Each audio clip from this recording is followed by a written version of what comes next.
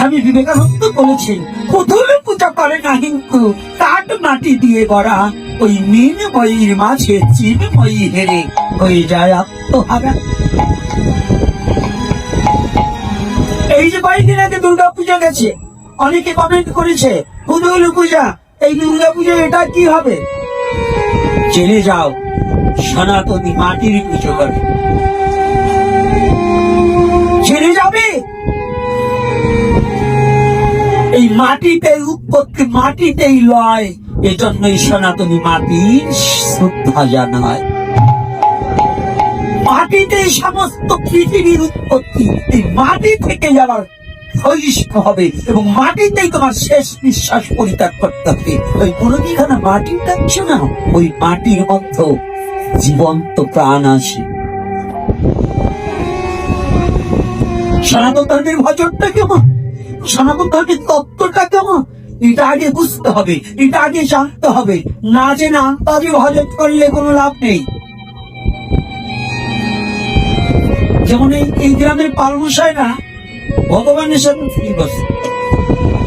বিগ্রহটা করছে, কোন জায়গায় দুর্গা প্রতিমা করার পরে যে কয়টা চুল বাঁচছে সেই কয়টা লাগাই দিয়েছে, ভালো কেড়ে লাগাই প্রণাম করতে যেও দিয়েছে। মানে ভগবান চুরি করতে আর দেয় না।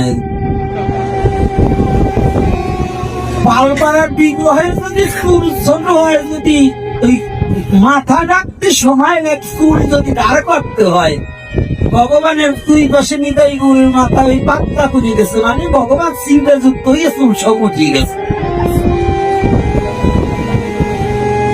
এই ঠকাঠকি ভাবতেন, আমি দেখছি প্রণাম করে কয়টা কেড়ে বানতে কয় টাকা লাগে, এত টাকার কীর্তন দেবেন, সে বিগ্রহটাই প্রণাম করবেন, সেই বিগ্রহটাকে সুন্দর করে সাজাবে নাকি বাবা পরিমল বাবা? না মিথ্যা বলবো? আমার মাকে সাজাবো না, বউকে সাজাই, ওরে ধর্ম।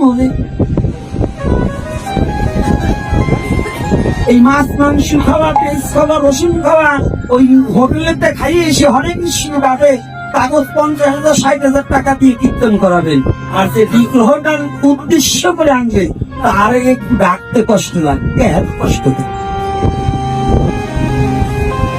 ভালো করতে হবে ভগবানের বিগ্রহতে। ওই যে আর একজন গোপাল গোসাই কিছু দেও, এইগুলো দেখতে আমার মাথা গরম হয়ে যায়। ভগবানের কি ঠেকা বসতে ভিক্ষা করবার না, ঠেকা আপনি খাবেন, আপনি ভগবান যদি ভিক্ষা করা, এই যে গর্ব ওরে ধর্ম, আরে খাবি নিচে খা, ভগবানের তাই ঠেকাচ্ছেন, ভিখারি বানাচ্ছেন। অনন্ত কোটি ব্রহ্মাণ্ডের মহানায়ক যে ভগবান কৃষ্ণ, তাকে ভিখারি সেই মূর্তি করাও নিষিদ্ধ। কি কষ্ট পাচ্ছেন না? পাইলেই একেবারে দিয়ে প্রত্যেকটা বিগ্রহের এক একটা মাধুর্যপূর্ণ কথা আছে। অনন্ত কোটি ব্রহ্মাণ্ডের মহাপরিচালক, মহানায়ক যিনি, তাকে ভিখারি করাটা ঠিক না। আমরা কি ধর্ম নিয়ে ছলনা করি, ওই ভগবান গোপালের থালার উপর বসাইয়ে জীবের তারে দিতে, আর যার শক্তি ছাড়া আমি চলতে পারি না সে আমার কাছে ভিক্ষায় আসে। লজ্জা করাও, কষ্ট পাচ্ছেন আমার কথায়? কেউ কেউ ভাবতেছেন আগামী দিন আর আসবো না, না আসবে বুঝতে আসবে না। সত্যি কথা বলবো, সত্যি কথা বলবো না। গুরু গোসাইরা শিখায় না, নিজেদের ব্যবসা বানাবার তুমি শিখেছি, কথাটা বোঝেন নাই। আর সে যদি কোনো গুরুকে পইলে থেকে ইয়ে করবার, ওটা গুরুই নাই, ওটাও ভিখারি বাচ্চা। ভিখারি সনাতনী সাধু কখনো ভিখারির বাচ্চা না, সে জমিদারের অনন্ত কোটি ব্রহ্মাণ্ডের মহানায়কের সঙ্গীরা। সে কিসের অভাব আছে বলুন? কিসের অভাব আছে? আপনাদের একটা বিল্ডিং, আমি বলি আমার কোটি কোটি বিল্ডিং। আপনাদের একটা বিল্ডিং আর আমার কোটি কোটি বিল্ডিং। কি বাবা, কোটি কোটি বিল্ডিং কি না? যে বাড়ি যাবো সেই বাড়ি তো আমি, তাহলে আমার কম আছে না? আমার ভগবানের অনন্ত কোটি ব্রহ্মাণ্ডের মহাপরিচালক যিনি, তাকে ভিখারি করাটা ঠিক না। এগুলো থেকে আমাদের বেরিয়ে আসতে হবে, এগুলো কুসংস্কার। আপনার যদি অর্থ ভগবান কোথা থেকে তার এই নামের জন্য তিনি জোগাড় করতেন, তিনি ভালো বলবেন, বুঝবে কিনা? তাহলে কি করা যাবে? ভগবানের বিগ্রহ নাই, ভিখারি সাজতে হবে নিজের। ভিখারি সাজতে কি হয়? লজ্জা, অহংকার, অভিমান দূরীভূত হয়ে যাবে। এই জন্য ভিক্ষা করতে হবে আপনাকে, তবে ভগবানকে দিয়ে। রাগ করছেন নাকি? আর করলে কিছু আসে যায় না, রাধে রাধে। এইবার দেখুন ভজনটা কেমন। মীরা বলছি তুমি ছাড়া বিশ্ব জগতে আমার আর কেহ নেই। যখন মীরা অনুনয় বিনা করছি মাটির মুরতি, মুরতি মাটির হতে পারে, কিন্তু অবয়বটা যার করেছি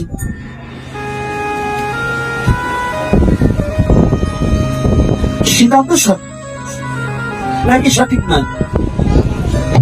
সঠিক করেছে না? যেমন এবার আমার একটু লেগেছে সনাতনী ধর্মদের, ভারতবর্ষের হিন্দুদের উপর আমার একটু কষ্ট লেগেছে। সে কষ্ট লেগেছে কি জানি, যদিও আমরা সনাতনী দেব পূজারি, আমরা মূর্তি পূজারি, কিন্তু এত বড় নিকৃষ্ট হওয়া, এত বড় নিকৃষ্ট মনের হওয়া উচিত হয়।